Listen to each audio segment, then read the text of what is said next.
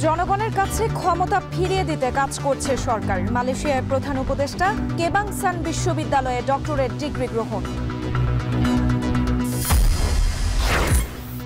ফেব্রুয়ারিতে নির্বাচন হতে না দেওয়ার হুমকি, স্বৈরাচারের পদধ্বনি, অভিযোগ বিএনপির।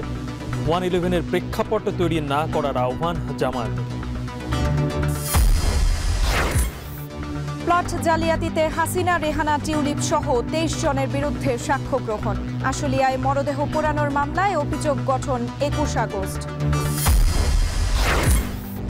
14 সেপ্টেম্বরের মধ্যে চাকরি জাতীয়করণ না হলে কঠোর আন্দোলনের হুঁশিয়ারি এমপিওভুক্ত শিক্ষকদের। বাড়ি ভাড়ায় বরাদ্দ বাড়ানোর সিদ্ধান্ত। এবং ভোলাগঞ্জে পাথর লুটের পর ঘটনাস্থলে দুদকের দল। স্থানীয় প্রশাসনের যোগসাজশ খতিয়ে দেখার আশ্বাস, তদন্ত কমিটি গঠন।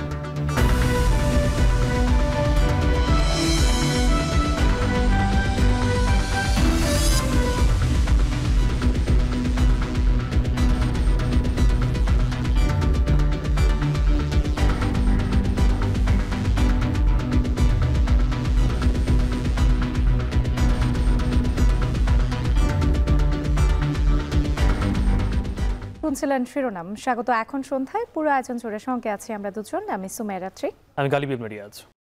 জনগণের কাছে ক্ষমতা ফিরিয়ে দিতে কাজ করছে অন্তর্বর্তী সরকার।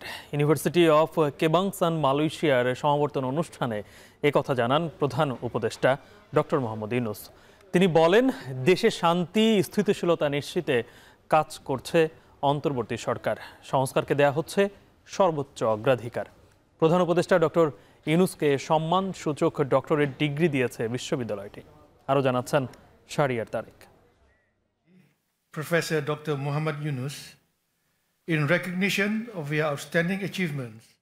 শান্তিতে নোবেলজয়ী ডক্টর মোহাম্মদ ইউনূসের ঝুলিতে যোগ হলো আরও একটি সম্মানসূচক ডক্টরেট ডিগ্রি। মালয়েশিয়া সফরের তৃতীয় দিনে বাংলাদেশের অন্তর্বর্তী সরকার প্রধানকে এই ডিগ্রি দেয় ইউনিভার্সিটি অব কেবাংসান। বিশ্ববিদ্যালয়ের সমাবর্তন বক্তব্যে প্রধান উপদেষ্টা জানান, শান্তি ও স্থিতিশীলতা নিশ্চিতে মনোনিবেশ করেছে অন্তর্বর্তী সরকার, আর সংস্কারকে দেয়া হচ্ছে সর্বোচ্চ অগ্রাধিকার। Our government is focused on ensuring peace and stability. We are committed to strengthening democracy and giving power back to the rightful owners, the people of the country. Reforms are our top priority. We have a clear goal, a detailed plan, and a strong determination to move forward. In my journey from working as an economist, গণতন্ত্রকে শক্তিশালী করে জনগণের কাছে ক্ষমতা ফিরিয়ে দিতে সরকার কাজ করছে বলেও সমাবর্তন অনুষ্ঠানে জানান ডক্টর ইউনূস। এছাড়া দেশের অর্থনীতিকে পরিবর্তনের লক্ষ্যে মালয়েশিয়ার সহায়তার প্রয়োজনীয়তা উল্লেখ করেন অন্তর্বর্তী সরকার প্রধান। শিক্ষা, গবেষণা ও বাণিজ্যে নিবিড় সহযোগিতার মাধ্যমে টেকসই উন্নয়ন ও সামাজিক উন্নয়নের ক্ষেত্রে দুই দেশ মডেল হয়ে উঠতে পারে বলেও আশা প্রকাশ করেন ডক্টর ইউনূস। এছাড়াও কর্মী হবার বদলে তরুণদের উদ্যোক্তা হওয়ার আহ্বান জানান তিনি। we need big changes in our economy. This includes supporting entrepreneurs, turning everybody into entrepreneurs, investing more in education and technology, and working closely with our international and our regional partners, such as our dear friend Malaysia. Thank you. দুপুরে মালয়েশিয়ার বহুজাতিক বিনিয়োগকারী প্রতিষ্ঠান সানোয়ে গ্রুপের প্রতিষ্ঠাতা ও chairman Jeffrey চেয়ারের সঙ্গে বৈঠক করেন প্রধান উপদেষ্টা। এ সময় বাংলাদেশে আবাসন, শিক্ষা ও চিকিৎসা খাতে বিনিয়োগের আহ্বান জানান ডক্টর ইউনূস। জেফ্রি চেয়ারও ঢাকা পরিদর্শনের আশ্বাস দেন। এরপর মালয়েশিয়ার অন্যতম ধনী ব্যবসায়ী সৈয়দ মুখতার আল বুখারীর সঙ্গে বৈঠক করেন প্রধান উপদেষ্টা। বৈঠক করেন ইউনিভার্সিটি টেকনোলজি পেট্রোনাস এর প্রেসিডেন্ট মোহাম্মদ ফিরোজ আনসারের সঙ্গেও। এর আগে বুধবার স্থানীয় সময় সকাল 8:30টায় প্রধান উপদেষ্টার সঙ্গে বৈঠক করেন মালয়েশিয়ার শিক্ষামন্ত্রী। পরবর্তীতে বৈঠক হয় এশিয়া জুড়ে মানবাধিকার ও গণতন্ত্র নিয়ে কাজ করা ফোরাম এশিয়ার চেয়ারম্যানের সঙ্গে। 3 দিনের সফর শেষে স্থানীয় সময় বিকেল 6টায় প্রধান উপদেষ্টার ঢাকার উদ্দেশ্যে কুয়ালালামপুর ছাড়ার কথা রয়েছে। শাহরিয়ার তারেক, এখন মালয়েশিয়া। ফেব্রুয়ারিতে নির্বাচন হতে না দেওয়ার হুমকিতে স্বৈরাচারের পদধ্বনি শোনা যাচ্ছে বলে মন্তব্য করেছেন বিএনপির স্থায়ী কমিটির সদস্য ডাক্তার AZM জাহিদ হোসেন। সকালে র্যাবের নবনির্বাচিত কমিটির সদস্যদের সাথে নিয়ে প্রয়াত রাষ্ট্রপতি জিয়াউর রহমানের সমাধিতে শ্রদ্ধা নিবেদনের পর তিনি এই মন্তব্য করেন। ডাক্তার জাহিদ আরও বলেন, হুমকি দিয়ে নির্বাচন বানচাল করা যাবে না। গণতন্ত্র প্রতিষ্ঠার স্বার্থে স্বৈরাচার বিরোধী আন্দোলনের মতো ঐক্যবদ্ধ থাকার আহ্বান জানান তিনি। জনগণকে ভোটাধিকার প্রয়োগের সুযোগ দিয়ে গণতন্ত্রের পথে এগিয়ে যেতে হবে বলেও মন্তব্য করেন বিএনপির এই নেতা। অনেক কথা শুনতে পাই, কেউ কেউ বলেন, হুমকি দেন যে আগামী দিন নির্বাচন হতে দেবেন না। মনে হচ্ছে সেই স্বৈরাচারের যে আচরণ ছিল, স্বৈরাচারের যে কথা ছিল, সেই ধরনের কথার পদধ্বনি আমরা শুনতে পাই। সেজন্যই আজকে আমরা আশঙ্কিত হই অনেক সময় যে নির্বাচন নিয়ে ষড়যন্ত্র হচ্ছে। নির্বাচনকে ঘিরে পরিকল্পিতভাবে বিএনপির ভাবমূর্তি নষ্ট করা হচ্ছে বলে অভিযোগ করেছেন দলটির সিনিয়র যুগ্ম মহাসচিব রুহুল কবির রিজভী। গুলশানে বিএনপি চেয়ারপারসনের কার্যালয়ে সংবাদ সম্মেলনে তিনি বলেন, আইন শৃঙ্খলা পরিস্থিতির অবনতির দায় অন্তর্বর্তী সরকারের। এ সময় পুলিশকে আরও কঠোর হওয়ার আহ্বান জানান তিনি। উস্কানিমূলক কথার উপর সাই দিয়ে অনেক লোক এসে একজন মানুষকে হত্যা করে চলে যাবে, এই ঘটনা হতে পারে না। এটা একটা সভ্য সমাজের নমুনা হতে পারে না। অন্তর্বর্তীকালীন সরকার এই বিষয়ে কঠোর ব্যবস্থা করতে হবে। সময় সবাই একটা অবাধ সুষ্ঠু নির্বাচন চাচ্ছে, সেই মুহূর্তে এই আনুপাতিক নির্বাচন, এই নির্বাচনটা আমার মনে হয় যে এটা একেবারেই উদ্দেশ্য প্রণোদিত। এর মধ্যে আমার মনে হয় যে অন্তর্গত কোনো স্বচ্ছতা নেই। আরেকটি 1-11-এর প্রেক্ষাপট তৈরি না করতে সরকারের প্রতি আহ্বান জানিয়েছেন জামায়াতের নায়েবে আমির ডাক্তার আব্দুল্লাহ মোহাম্মদ তাহের। তিনি বলেন, আলোচনার মাধ্যমে সরকারকে সুষ্ঠু ও অংশগ্রহণমূলক নির্বাচন দিতে হবে। রাজধানীতে দলটির বিক্ষোভ মিছিল শেষে তিনি এ কথা বলেন। বিকেলে জুলাই জাতীয় ঘোষণাপত্র ও জুলাই সনদের আইনি স্বীকৃতি এবং সনদের ভিত্তিতে আগামী জাতীয় সংসদ নির্বাচন আয়োজনের দাবিতে বিক্ষোভ মিছিল করে জামায়াত ইসলামী। বিজয়নগরের পানির ট্যাঙ্ক এলাকা থেকে মিছিলটি শুরু হয়ে বিভিন্ন এলাকা প্রদক্ষিণ করে। বিক্ষোভ মিছিল শেষে দলটির নায়েবে আমির বলেন, যারা সুষ্ঠু নির্বাচনের পথে ধূম্রজাল তৈরি করছে তারাই মূলত ষড়যন্ত্র করছে। জনগণের মতের বাইরে কোনো কাজ করলে মেনে নেওয়া হবে না বলেও জানান তিনি। বলেন, জনগণের চাওয়া অনুযায়ী গণতান্ত্রিক বাংলাদেশ গড়তে চায় জামায়াত। এ সময় দলটির অন্য নেতারা বলেন, কিছু রাজনৈতিক দল ক্ষমতায় যেতে চায় কিন্তু জনগণের ভোটের মূল্যায়ন চায় না। 71% লোক যদি পিয়ার চান, তাহলে আপনাদের বিরুদ্ধে করার কি অধিকার? মেজরিটি মানুষের মত প্রকাশ এবং সেভাবে কার্যকরণের নাম হচ্ছে ডেমোক্রেসি। সরকারকে আহ্বান জানাবো, রাজনৈতিক দলগুলোর সাথে ডায়লগে বসেন। রাজনৈতিক দলগুলোর কাছে আবেদন জানাবো, আসেন আমরা ইন্টার পার্টি ডায়ালগ করি, আমরা ইন্টার পার্টি রাউন্ড টেবল করি। দেশকে অনিশ্চয়তার দিকে নিয়ে যাবেন না, জনগণের বিপরীতে দাঁড়াবেন না, আর একটি 1-11 ক্ষেত্র তৈরি করবেন না। নির্বাচনে কালো টাকার বিস্তার ঠেকাতে সচেষ্ট আছে অন্তর্বর্তী সরকার, একথা বলেছেন অর্থ উপদেষ্টা ডক্টর সালেউদ্দিন আহমেদ। সচিবালয়ে পেনশন স্কিমের ইউ পেনশন অ্যাপের উদ্বোধন উপলক্ষে সংবাদ সম্মেলনে তিনি বলেন, সরকার কালো টাকার উৎস বন্ধ করার চেষ্টা করছে, এজন্য রাজনৈতিক দলগুলোকে এগিয়ে আসতে হবে। এ সময় তিনি আরও বলেন, ফেব্রুয়ারিতে একটি ভালো নির্বাচন করতে চায় সরকার। টাকা যেটা আমরা কালোটা দুইটা জিনিস, একটা হলো উৎসটা আর একটা হলো প্রসেসটা।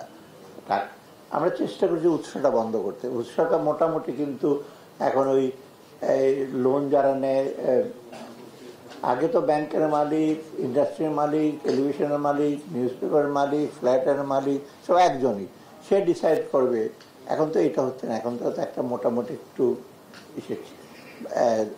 চেক অ্যান্ড ব্যালেন্স কিছু আছে, সেটা কীরকম উই আর ওয়াচিং ইট। যে কারো টাকা যাতে এখন রাজনৈতিক জিনিস, আমি সবসময় অর্থনৈতিক উন্নতি রাজনৈতিক কালচারের সাথে। এখন যদি ওনারা যদি এনকারেজ করে টাকা পয়সা দিয়ে সে করবেন, নমিনেশন দেবেন, ভোট দেবেন, তখন তো আমি তো অর্থ মন্ত্রণালয় থেকে এটা কিছু ডিফিকাল্ট। ক্ষমতার অপব্যবহার ও রাজুকের আইন ভঙ্গ করে পূর্বাঞ্চলে ৩০ কাঠা প্লট বরাদ্দ নেন শেখ হাসিনা ও তার পরিবারের সদস্যরা। এমনকি প্লট পেতে রাজুককে আনুষ্ঠানিকভাবে কোনো আবেদনও করেননি তারা। বুধবার প্লট জালিয়াতির ৩টি আলাদা মামলায় প্রথম দিন সাক্ষ্য দেন দুদকের ৩ কর্মকর্তা। সাক্ষ্য দিতে গিয়ে দুদক কর্মকর্তারা বলেন, প্লট দুর্নীতিতে প্রত্যক্ষভাবে সহযোগিতা করেছেন শেখ হাসিনা। রাব্বি হোসেনের প্রতিবেদন। বাংলাদেশের রাজনীতিতে প্রত্যক্ষ অংশগ্রহণ না থাকলেও আওয়ামী লীগ ও তৎকালীন সরকারের অভ্যন্তরে অদৃশ্য প্রভাব ছিল শেখ রেহানা, টিউলিপ সিদ্দিক সহ তার পরিবারের। রাজুকের ৩০ কাঠা প্লট দুর্নীতির পৃথক ৩টি মামলায় বুধবার ঢাকার চতুর্থ বিশেষ জজ আদালতে শেখ রেহানা, টিউলিপ সিদ্দিক সহ ২৩ জন আসামির বিরুদ্ধে সাক্ষ্য শুরু হয়। এদিন আদালতে সাক্ষ্য দেন মামলাগুলোর বাদী দুদকের ৩ কর্মকর্তা সালাউদ্দিন, আফনান জান্নাত কেয়া ও SM Rashedul Hasan. Tulip Siddique British MP হওয়ায় শেখ হাসিনাকে প্রভাবিত করে তার পরিবারকে রাজুকের প্লট পাওয়ার সুযোগ করে দিয়েছে বলে সাক্ষ্য দেন দুদক কর্মকর্তারা। কিন্তু ব্রিটিশ নাগরিক হওয়া সত্ত্বেও উনি এখানে প্লট কীভাবে পেয়েছেন এই কারণে যে বাংলাদেশের সাবেক প্রধানমন্ত্রীর যে ক্ষমতার ভরকেন্দ্র তার খালা, সেখানে তার বোন টিউলিপ সিদ্দিকী ব্রিটিশ এমপি, তাকে ব্যবহার করে প্রভাব সৃষ্টি করে ক্ষমতা অপব্যবহার করে পূর্বাঞ্চল নতুন শহর এবং ডিপ্লোম্যাটিক জোন ইম্পর্টেন্ট প্লেস সেখানে একটা 10 কাঠা প্লট প্রাপ্ত হয়েছেন। রাজুকের আইন অনুযায়ী ঢাকা ও নারায়ণগঞ্জের কোথাও রাজুকের বরাদ্দ করা প্লট থাকলে দ্বিতীয়বার সেখানে আবেদন করার কোনো সুযোগ নেই। সেখানে আবেদন না করেই প্লট নেয় শেখ পরিবারের সদস্যরা। প্রধানমন্ত্রীর কার্যালয় থেকে যে নির্দেশনা গিয়েছে সেই নির্দেশনা অনুযায়ী তারা এই প্লট বরাদ্দের বিষয়ে তারা রাজুকের যে চেয়ারম্যান তাকে সুপারিশ করেছে। রাদওয়ান মুজিব সিদ্দিক এবং বোন আজমিনা সিদ্দিক বরাবরে পূর্বাঞ্চল নতুন শহর ডিপ্লোম্যাটিক জোনে প্লট প্রাপ্তির ব্যবস্থা করে দিয়েছে। গণভবনে বসেই এসব দুর্নীতিতে প্রত্যক্ষ সহযোগিতা করেছেন শেখ হাসিনা, এমন তথ্য উঠে আসে দুদক কর্মকর্তাদের সাক্ষ্য গ্রহণে। এ মামলার পরবর্তী সাক্ষ্য গ্রহণ ২৮ আগস্ট নির্ধারণ করেছেন আদালত। রাব্বি হোসেন, এখন, ঢাকা। এদিকে আশুলিয়ায় মরদেহ পোড়ানো এবং 7 জনকে হত্যা মামলায় অভিযোগ গঠনের আদেশ 21শে আগস্ট। শুনানিতে ট্রাইব্যুনালের বিচারপতি বলেন, গণহত্যার বিচার বিলম্বিত করার চেষ্টা কোনোভাবেই সফল হবে না। এদিকে চাংখারপুলে হত্যা মামলায় 6 জনের সাক্ষ্য গ্রহণ শেষ হয়েছে। বিস্তারিত প্রতিবেদনে। ৫ আগস্ট শেখ হাসিনা পতনের দিনই আশুলিয়ায় আগুনে পুড়িয়ে মেরে ফেলা হয় 6 তরুণের লাশ, যাদের মধ্যে তখনও জীবিত ছিল একজন। আগের দিন 4 আগস্ট আশুলিয়া থানার সামনে আরও একজনকে গুলি করে হত্যা করা হয়। এই হত্যা মামলায় সাবেক এমপি সাইফুল ইসলাম, সাবেক উপপরিদর্শক বিশ্বজিৎ সাহা সহ 16 জন আসামির বিরুদ্ধে অভিযোগ গঠন হবে কিনা 21 আগস্ট সেই আদেশ দেবেন ট্রাইব্যুনাল 2। শুনানিকালে ট্রাইব্যুনালের বিচারপতি বলেন, জুলাই গণহত্যার বিচার বিলম্বিত করার চেষ্টা কোনোভাবেই সফল হবে না।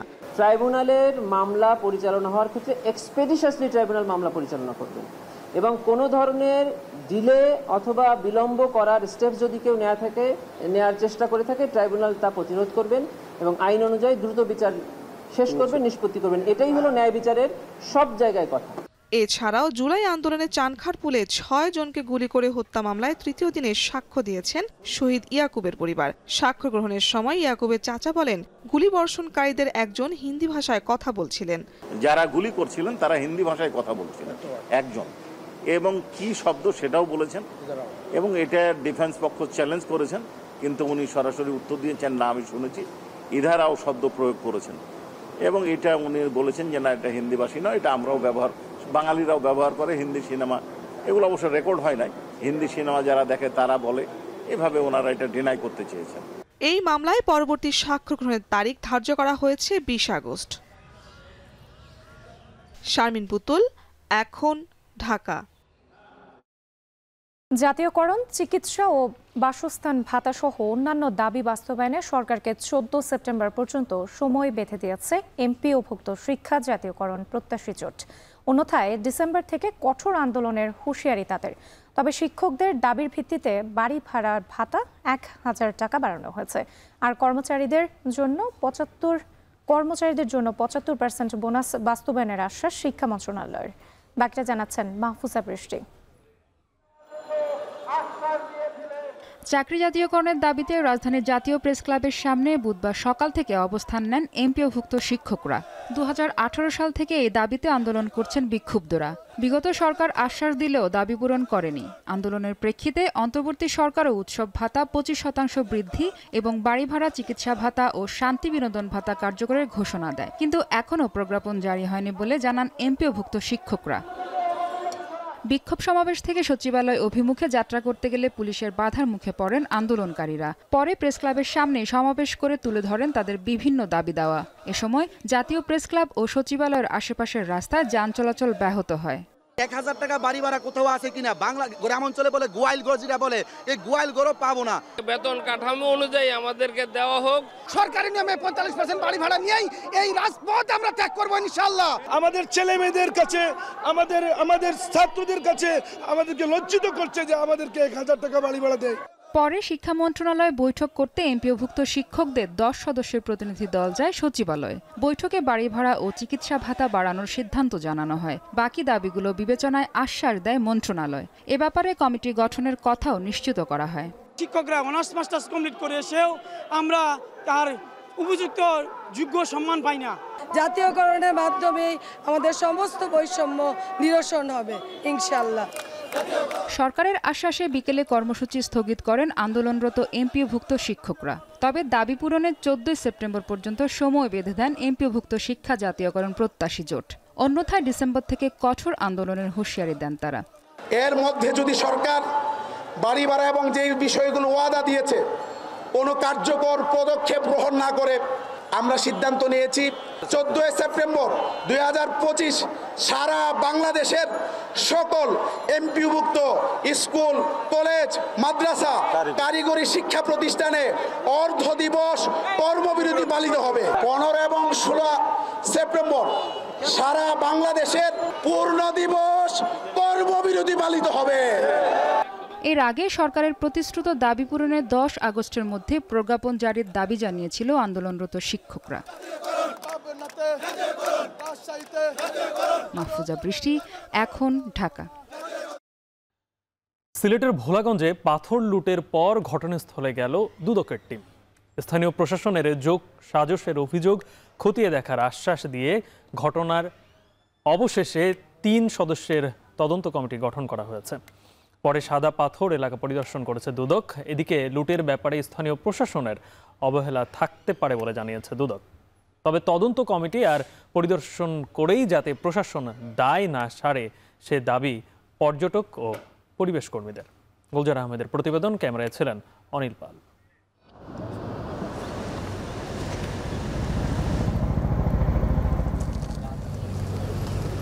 গত কয়েকদিনে সিলেটের সাদা পাথর এলাকায় লুট হয়েছে শত কোটি টাকার খনিজ সম্পদ। তবে এবারই প্রথম নয়। এর আগেও জাফলং, বিছানাকান্দি, লুফাছড়া সহ বিভিন্ন পাথর কুয়ারি ও পর্যটন এলাকায় ঘটেছে লুটের ঘটনা। আর সবসময় এসব ঘটনায় অভিযোগ উঠে রাজনৈতিক প্রভাবশালীদের বিরুদ্ধে।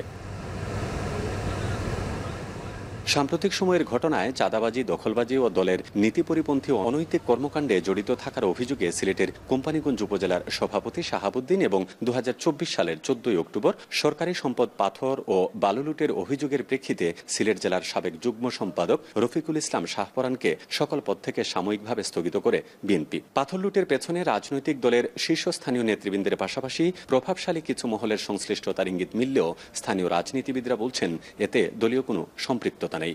আমাদের কোনো লোকজন এটার সাথে সংশ্লিষ্ট হওয়ার প্রশ্নই উঠে না।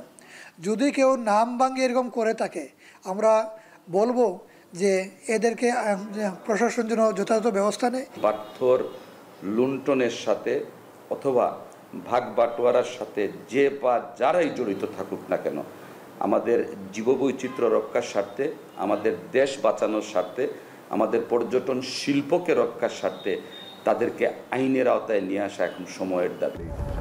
পরিবেশ কর্মীদের দাবি, দ্রুত আইনের আওতায় আনতে হবে অপরাধীদের। এখানে তো শত সহস্র কোটি টাকার পাথর লুণ্ঠন হয়েছে। সেই পাথর লুণ্ঠনের টাকা বিভিন্ন পর্যায়ে পৌঁছে গেছে এবং স্থানীয় প্রশাসন সেই টাকার বাটোয়ারা পেয়েছে।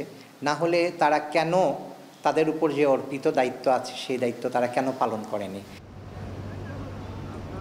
এদিকে জাফলংয়ে সাদা পাথর লুটের ঘটনা জানাজানি হবার 3 দিন পর অবশেষে একটি তদন্ত কমিটি গঠন করেছে জেলা প্রশাসন। 3 সদস্যের এই কমিটিকে 17 আগস্টের মধ্যেই তদন্ত প্রতিবেদন জমা দেওয়ার নির্দেশ দেওয়া হয়েছে। সন্ধ্যায় ডাকা হয়েছে জরুরি সমন্বিত সভা। তদন্ত কমিটি গঠন করেছে, সেটা হচ্ছে 3 সদস্যের। এখানে আমাদের একজন এডিসি আছেন, আমাদের পরিবেশের কর্মকর্তা রয়েছেন এবং আমাদের লোকাল ইউনো রয়েছেন। তারা হচ্ছে এই যে ক্ষয়ক্ষতি হয়েছে নিরূপণের চেষ্টা করবে এবং সেটা কি কারণে হলো সেটা উদ্ঘাটন করবে। এদিকে কমিটি গঠনের পর ভোলাগঞ্জের সাদা পাথর পরিদর্শন করেছে দুদকের 9 সদস্যের একটি দল। এ সময় কর্মকর্তারা বলেন, এই ঘটনায় স্থানীয় প্রশাসনের অবহেলা থাকতে পারে।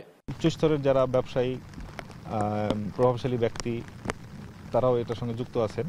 আমরা এটা নিয়ে আরও কাজ করব, আমরা এই তথ্যগুলো উদ্ঘাটন করার চেষ্টা করব। পাথর লুটে জড়িতদের বিরুদ্ধে ব্যবস্থা কেবল তদন্ত কমিটিতেই যেন আটকে না থাকে প্রশাসন, সেই দাবি তাদের। গুলজার আহমেদ, এখন সিলেট। ময়মনসিংহে অনুমোদনহীন 8 প্রাইভেট ক্লিনিক ও হাসপাতাল সিলগালা করেছে র্যাব। ক্লিনিক মালিক, দালাল সহ 8 জনকে বিভিন্ন মেয়াদে কারাদণ্ড দেওয়ার পাশাপাশি 7 লাখ টাকা জরিমানা করা হয়েছে। ইমতিয়াজ আহমেদের প্রতিবেদন আর ছবি তুলেছেন জাহাঙ্গীর আকন্দ। ময়মনসিংহের চরপাড়ার ভ্রাম্যপল্লীর প্রায় 1 কিলোমিটার এলাকার মধ্যে ব্যাঙের ছাতার মতো গড়ে উঠেছে অন্তত কয়েকশো ডায়াগনস্টিক সেন্টার, বেসরকারি হাসপাতাল, যার অধিকাংশই অনুমোদনহীন। বুধবার সকাল থেকে অভিযানে নামে র্যাব 14। দেখা যায় ইসিজি রুমে ভর্তি সিজারিয়ান রোগী, নোংরা পড়ে আছে অপারেশন থিয়েটার। এটা তো তারা যেহেতু বিসিএস ক্যাডার, তারা আরো ভালো জানে। উনি তো আমি তো আর অপারেশনটা করি না, আমি জাস্ট ফোন ম্যানেজমেন্টের কাজটা করি। বিষয়টা তো এমনই, হ্যাঁ বিষয়টা এমনই। সরকারি মেডিকেলের সেবা নিতে আসা রোগীদের এসব মানহীন ক্লিনিকে ভাগিয়ে নিয়ে আসতো দালাল চক্র। দালাল চক্র এর সাথে জড়িত, যারা মেডিকেলে ভালো চিকিৎসা বাদ দিয়ে এই সমস্ত ক্লিনিকে নিয়ে আসে রোগীদেরকে প্রতারণার মাধ্যমে। এখানে তারা টাকা খোয়ায় অথচ তারা ভালো ট্রিটমেন্ট পায় না। সেই ধরনের কাজ যাতে পরবর্তীতে না হয়, এই ধরনের আমরা নিয়মিতভাবে এই ধরনের অভিযান পরিচালনা করব। আমরা এ সময় 8টি ক্লিনিক ও ডায়াগনস্টিক সেন্টারকে 7,10,000 টাকা জরিমানা করা হয়। 8 জনকে দেয়া হয় বিভিন্ন মেয়াদে সাজা। ইমতিয়াজ আহমেদ, এখন ময়মনসিংহ।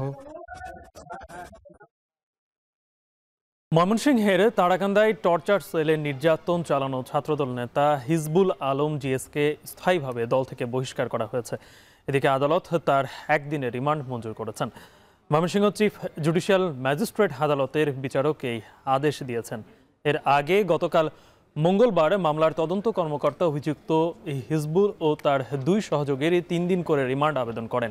রিমান্ড শুনানি শেষে বিচারক হিজবুল আলমকে 1 দিনের রিমান্ড দেয়। বাকি 2 জনের রিমান্ড না মঞ্জুর করে কারাগারে পাঠানো হয়। এর আগে গত সোমবার রাতে ছাত্রদল নেতা হিজবুল আলম ও তার 2 সহযোগীকে গ্রেপ্তার করে পুলিশ। তাদের বিরুদ্ধে টর্চার সেলে নির্যাতন চালানোর অভিযোগ ছিল। নির্যাতনের ভিডিও সামাজিক যোগাযোগ মাধ্যমে ছড়িয়ে পড়লে শুরু হয় সমালোচনা।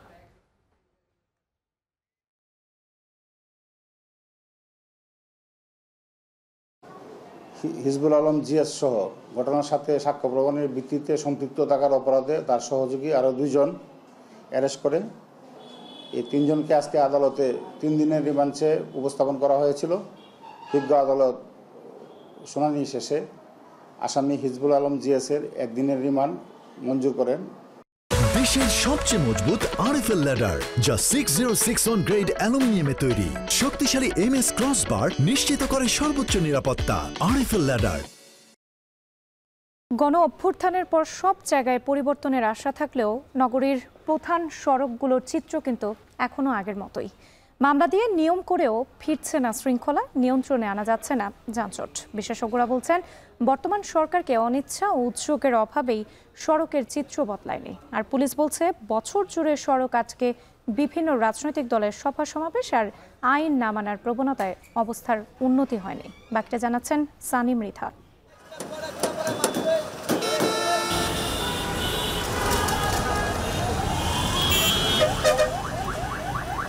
হোক মোড় কিংবা মাঝপথ, চাইলেই থেমে যাচ্ছে বাস ইচ্ছে মতন।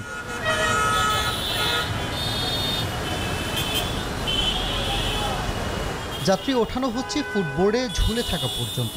এতে কার কি হচ্ছে সেটাতে ভ্রুক্ষেপ নেই, যেন এসব অনিয়মই নিয়ম। শহর জুড়ে দাপিয়ে বেড়াচ্ছে রংচটাই সব স্বেচ্ছাচারী বাহনগুলো। গণ অভ্যুত্থান, রাজনৈতিক কিংবা অরাজনৈতিক সরকার, কিছুতেই কিছু হয় না সড়কে বিশৃঙ্খলা তৈরির এসব বাস মালিক, শ্রমিক কিংবা ড্রাইভারদের। আমি এখন রাজধানীর পল্টন মোড়ে আছি। এই মোড় থেকে সোজা প্রেস ক্লাব সচিবালয় দিয়ে বের হয়ে যায় এবং এই পাশটাতেই কিন্তু রয়েছে গুলিস্তান। রাজধানীর ব্যস্ততম এই সড়কে কিন্তু আমি প্রায় আধা ঘন্টা উপরে এখানে অবস্থান করছি এবং আমরা লক্ষ্য করতে পেরেছি যে এইখানে এই মোড়টিতে কিন্তু লোকাল যে বাসগুলো রয়েছে তারা এখানে থেমে যাত্রী ওঠানামা করছে। এর ফলে স্বাভাবিক যে যানজট তৈরি হয় এর থেকে কিন্তু যানজটের মাত্রাটা বেড়ে যাচ্ছে। সেই সাথে কিন্তু যদি বলি, পুলিশ এখানে উপস্থিত রয়েছে, ট্রাফিক পুলিশও তাদের তৎপরতা আমরা লক্ষ্য করতে পেরেছি। তবে তাদের যে উপস্থিতি সেটি খুব একটি মানছেন না এখানকার লোকাল বাসের যে বাস চালকরা রয়েছেন তারা।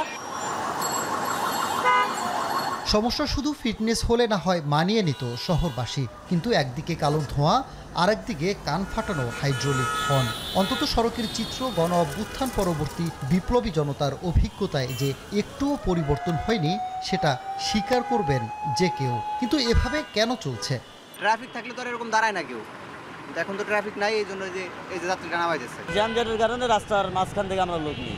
আমাদের দেশে যারা বাস চালক আছে তাদের জ্ঞানের অভাব। রাইট বলে 15,000 20,000 টাকা খরচ বাবা। অটো রিক্সার চাহিদা প্রচণ্ড, এটার জন্য বক্তব্য কি, আর বাস স্ট্যান্ডে না থেমে রাস্তার মাঝখানেই বাস থামাচ্ছে। জ্যাম অনেক বাড়ছে আগের চেয়ে। এটা ঠিক গণ অভ্যুত্থানের পর কিছুদিন এলোমেলো নগরীর যান চলাচল নিয়মের মধ্যে আনতে বাধ্য করেছিল সাধারণ শিক্ষার্থীরা। ফলে নগরবাসীর মাঝেও এসেছিল কিছুটা স্বস্তি। তারই সূত্র ধরে সড়ক ব্যবস্থাপনায় একটা আমূল পরিবর্তনের যে আকাঙ্ক্ষা তৈরি হয় সেটি কতদূর? আমাদের যে ট্রেডিশনাল যে ব্যবস্থাপনা, সেই ব্যবস্থাপনার কোনো উদ্যোগ তেমন কোনো চোখে পড়ে নাই, বরঞ্চ মনে হচ্ছে যে আমাদের অটো রিক্সা যেভাবে পুরো শহর জুড়ে ছড়িয়ে পড়লো এবং সেটাও সরকার কোনোভাবে নিয়ন্ত্রণ করতে পারলো না। এই যে নগরের যাপিত জীবনের সমস্যা, সেটা নিয়ে কি কোনো কমিশন হয়েছে? অগ্রাধিকারে না থাকলে তো আপনি উত্তরণের কোনো পথ থাকবে না। বড় দাগে সড়ক ব্যবস্থাপনার দায়িত্ব পড়ে সড়ক পরিবহন কর্তৃপক্ষ ও পুলিশের। সড়কের হয়ে কাজ করা সব সংস্থার কর্তাদের কাছে প্রশ্ন ছিল, কেন শৃঙ্খলা ফেরাতে পারছেন না সড়কে? আমাদের পর্যাপ্ত ডাম্পিং গ্রাউন্ড নাই, যেগুলোকে আমরা গাড়িগুলো ধরে আমরা ওখানে ডাম্প করতে পারবো। ফলে এই গাড়িগুলো কিন্তু তখন একটা সমস্যার কারণ। আরেকটা হচ্ছে আমাদের স্ক্র্যাপ নীতিমালা এখনো হয়নি। ফলে আমি যদি কোনো গাড়িকে ডিসম্যান্টেল করি, সেই ডিসমেন্টেল করতে নিয়ম নীতি লাগবে, সেই নিয়ম নীতি এখনো আমরা তৈরি করতে পারিনি। কারণে সময়ে বসে গিয়ে রাস্তা অবরোধ করে যান চলাচলে বিঘ্ন ঘটানো হয়েছে। এটার কিন্তু বড় একটা প্রভাব সমগ্র ঢাকা মহানগরীতে পড়েছে। করে বাস ড্রাইভার এবং হেল্পার যারা রয়েছে তারা যদি সচেতন হন যে আমার যদি রাস্তায় প্রতিবন্ধকতা সৃষ্টি না করি, তাহলে কিন্তু এটার বেনিফিশিয়ারি কিন্তু তারাই হবে। 2022 সালে বিশ্ব ব্যাংকের তথ্যে দেখা যায় রাজধানীতে সময়ের সাথে সাথে কমেছে গাড়ির গড় গতি, আর দৈনিক নষ্ট হচ্ছে 82 লাখ কর্মঘণ্টারও বেশি। এর প্রভাবে আর্থিক ক্ষতি তো আছেই। গত এক বছরে বিভিন্ন খাতের সংস্কার নিয়ে অন্তর্বর্তী সরকার নানা উদ্যোগ নিল। নগরীর পুরনো যে ব্যাধি যানজটের চিত্র সেটা রয়ে গেছে আগের মতোই। তবে কবে নাগাদ এই দুর্ভোগ থেকে সাধারণ মানুষ মুক্তি পাবে কিংবা আদৌ পাবে কিনা, সেই প্রশ্নই এখন নগরবাসীর মনে। সানিম মৃধা, এখন, ঢাকা। উজানের ঢল ও টানা বৃষ্টিতে পদ্মা ও তিস্তার পানি বৃদ্ধি অব্যাহত রয়েছে। এতে প্লাবিত হয়েছে লালমনিরহাট, চাঁপাইনবাবগঞ্জ, রাজশাহী ও ফরিদপুরের নদী তীরবর্তী এলাকা। পানিবন্দী হয়ে পড়েছে অন্তত 25,000 পরিবার। এছাড়া বাড়ছে নদী ভাঙনের তীব্রতা। সহকর্মীদের তথ্যছবিতে বিস্তারিত। টানা বর্ষণ ও উজানের ঢলে জুলাই থেকে পদ্মা ও তিস্তা নদীর পানি বৃদ্ধি অব্যাহত রয়েছে। তবে আগস্টের প্রথম সপ্তাহ থেকে হঠাৎ অস্বাভাবিক হারে বাড়ছে পানি। তিস্তার পানি বাড়ায় প্লাবিত হতে শুরু করেছে নদী তীরবর্তী এলাকা। লালমনিরহাট জেলার হাতীবান্ধা, কালীগঞ্জ, আদিতমারি ও সদর উপজেলার অন্তত 16টি গ্রামের প্রায় 5,000 পরিবার পানিবন্দী। এদিকে চাঁপাইনবাবগঞ্জের পদ্মার পানি বেড়ে প্লাবিত হয়েছে সদর উপজেলার নারায়ণপুর, আতাতুলি, উজিরপুর, পাকা ও দুর্লভপুর ইউনিয়নের নিম্নাঞ্চল। পানিবন্দী অন্তত 11,000 পরিবার। অবর্ণনীয় দুর্ভোগে ব্যাহত হচ্ছে স্বাভাবিক জীবনযাত্রা। পরিস্থিতি অনেক খারাপ, আমাদের বাড়িঘর সব ডুবে গেছে। রাস্তাঘাটে আমাদের চলাচল ব্যাহত করছে। আমাদের স্কুল কলেজে ছাত্রছাত্রীরা যাতে আমাদের অসুবিধা হচ্ছে। সাম্প্রতিক উজান থেকে নেমে আসা পানি এবং মৌসুমী বৃষ্টিপাতের ফলে চাঁপাইনবাবগঞ্জ জেলার পদ্মা এবং এর অববাহিকা অঞ্চলে বেশ কিছু নিম্নাঞ্চলে পানি ঢুকে গেছে।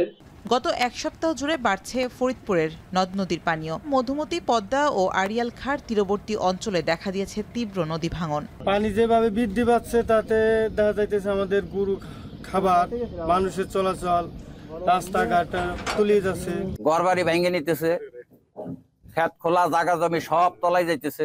রাজশাহীতেও পদ্মার পানি বাড়ায় শহরের টি বাঁধে বন্ধ রয়েছে চলাচল, সরিয়ে নেওয়া হচ্ছে দোকানপাট, এছাড়া প্লাবিত হয়েছে চরাঞ্চলের ঘরবাড়িও। শামীমা রহমান শাম্মী, এখন। জাতীয় নির্বাচনের খবরে বাংলাদেশে বিনিয়োগের জন্য দেশি বিদেশি বিনিয়োগকারীরা প্রস্তুতি নিচ্ছে বলে দাবি করেছেন বিএনপির স্থায়ী কমিটির সদস্য আমির খসরু মাহমুদ চৌধুরী। রাজধানীতে ব্র্যাক ইপিএল এর এক আলোচনায় তিনি আরও বলেন, ক্ষমতায় গেলে বিনিয়োগের মাধ্যমে টেকসই অর্থনীতি গড়ে তোলা হবে। অনুষ্ঠানে পুঁজিবাজারও ঘুরে দাঁড়াচ্ছে বলে দাবি করেন প্রধান উপদেষ্টার বিশেষ সহকারী আনিসুজ্জামান চৌধুরী। দেলোয়ার দোলনের প্রতিবেদন। দেশের পুঁজিবাজার খুব কম সময়েই সুস্থির থেকেছে। ইতিবাচক পরিবর্তনগুলোও ছিল অল্প সময়ের জন্য। এর মাঝে বিগত সরকারের আমল কিংবা তারও আগে লুটপাট আর কারসাজিতে সর্বশান্ত হয়েছেন অনেক বিনিয়োগকারী।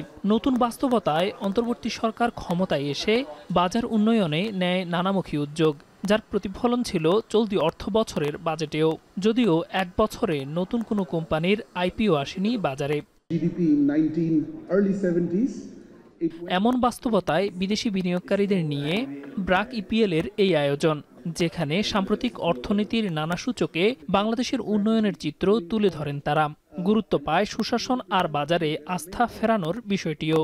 At the moment, it's about 4%, and we need about a $980 million, nearly $1 billion every year for next 5 years in the renewable sector. That if you want to invest in Bangladesh's capital market, you have to be prepared to play the long game. প্রত্যাশা অনুযায়ী অর্থনীতিকে সহায়তায় দেশের পুঁজিবাজার পিছিয়ে ছিল জানিয়ে সাবেক বাণিজ্য মন্ত্রী আমির খসরু মাহমুদ চৌধুরী বলেন, বিএনপি ক্ষমতায় গেলে ঋণ নির্ভরতা ও টাকা ছাপানো কমিয়ে বিনিয়োগের মাধ্যমে টেকসই অর্থনীতি গড়ে তোলা হবে। বলেন, নির্বাচনের খবরে দেশের বিনিয়োগের জন্য প্রস্তুতি নিচ্ছে দেশি বিদেশি বিনিয়োগকারীরা। আগামীর বাংলাদেশে বিনিয়োগের মাধ্যমে আমরা ওই টাকা ছাপানোর থেকে, ঋণ নেওয়ার থেকে বাংলাদেশের অর্থনীতিকে বিনিয়োগের দিকে নিয়ে যাব আগামী দিনে। পুঁজিবাজারের উন্নয়নে নানা উদ্যোগের কথা জানিয়ে প্রধান উপদেষ্টার বিশেষ সহকারী ডক্টর আনিসুজ্জামান চৌধুরী বলেন, দেশে বিনিয়োগের সুযোগ তৈরি হয়েছে, সেই সঙ্গে পুঁজিবাজারও ঘুরে দাঁড়াচ্ছে। Visionary leaders from across industries who continue to demonstrate that corporate Bangladesh is not only maturing, it is ready for global partnership, as the leaders of the sector have amply emphasized. This summit is therefore more than just a platform for foreign capital. It is an open invitation for all investors from home and abroad. আগের মতো বাজারের নিয়ন্ত্রণ সংস্থার অযাচিত হস্তক্ষেপ নেই বলেও মন্তব্য করেন বক্তারা। এ সময় বাজারের গতিতেই চলার উদ্যোগের কথা জানান নিয়ন্ত্রণ সংস্থা বিএসইসি। দেলোয়ার দোলন, এখন, ঢাকা। এবার আন্তর্জাতিক প্রসঙ্গ। ইউক্রেন প্রেসিডেন্টের সতর্ক বার্তার মধ্যেও আলাস্কার ট্রাম্প পুতিনের বৈঠক নিয়ে আলোচনা থামেনি। তবে বৈঠকের আগেই ট্রাম্পের সঙ্গে ফোনে কথা বলবেন জেলেনস্কি ও ইইউ নেতারা। বৈঠক ঘিরে তুমুল আলোচনার মধ্যেই উত্তর কোরিয়ার নেতা কিমের সঙ্গে ফোনে কথা বলেছেন পুতিন। এদিকে ট্রাম্প রাশিয়া সফরে যেতে পারেন বলে জানিয়েছেন হোয়াইট হাউস।